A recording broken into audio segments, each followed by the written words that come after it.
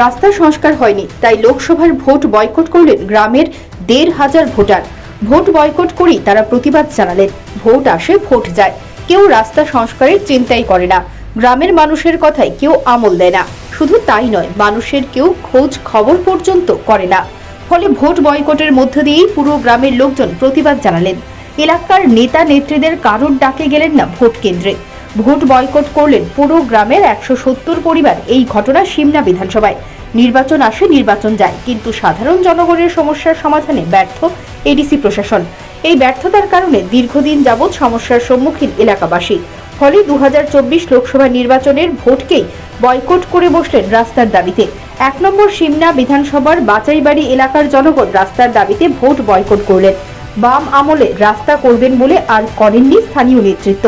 একই অবস্থা গ্রাম আমলেও। তাই সাধারণ ভোটাররা রাস্তার দাবিতে ভোটকে বয়কট করেন। সংবাদ মাধ্যমের মুখোমুখি হয়ে বলেন, বৃষ্টির দিনেও কেউ অসুস্থ হলে সেই ব্যক্তির অকালে প্রাণ হারাতে হয়।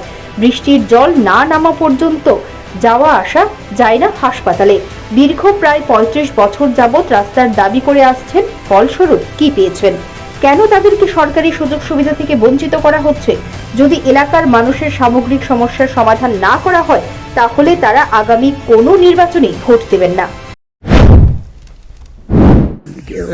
রাস্তা পাইছে না বলে ভোট দেয় না। ও রাস্তা পাইছে না, কেন পাইছে না? বছর রাস্তা দেখো না কেমন হাঁটে, এই দেখে কেউ বাধ্য করছে আর কি সবাই ভোট দিয়ে না বলে। কে বাধ্য করছে? এই লোকালে মানুষ আপনারা এই এলাকায় লোকালরা ৪ নম্বরের লোকের লোক সবই বাধ্য করছে আর কি। কি কইছে? রাস্তা পাই না, সারা বছর ওই দেখো না কেমন হাঁটতে থাকে, জঙ্গল জঙ্গল, গাঙ্গে গাঙ্গে। বর্ষাকালে হয়তো বাজারেও যাওয়া যায় না, জল লাগে। আমরা এই এলাকায় কত ফ্যামিলি আছে? ফ্যামিলি আছে ১৫-২০০ মতো আছে। ১৫-২০০। এমনি ভোটার? ভোটারই ১৫-২০০ মতো আছে। ভোটার ১৫-২০০ মতো। আপনার নাম? নগেন্দ্র দেববর্মা।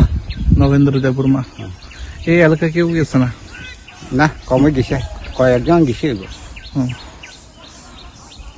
পুলিং সেন্টার কত নাম্বার? পুলিশ পুলিং সেন্টার যেটা আমরা ভোটগুলি যায় দেয়, এটা ২৫ নিয়ে না হতো কি জানি, ২৫ নি ২৫ কি জানি।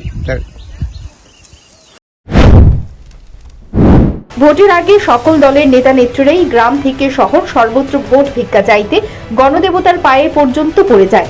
তখন গাল ভরা প্রতিশ্রুতি দিতে কেন্দ্র ও রাজ্যের সব নেতাই ছুটে যায়, কিন্তু ভোট শেষ হতেই সব শেষ।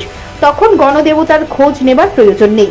এই যখন পরিস্থিতি, তখন বাধ্য হয়েই বাচাইবাড়ি এলাকার ভোটাররা লোকসভার ভোট বয়কট করলেন।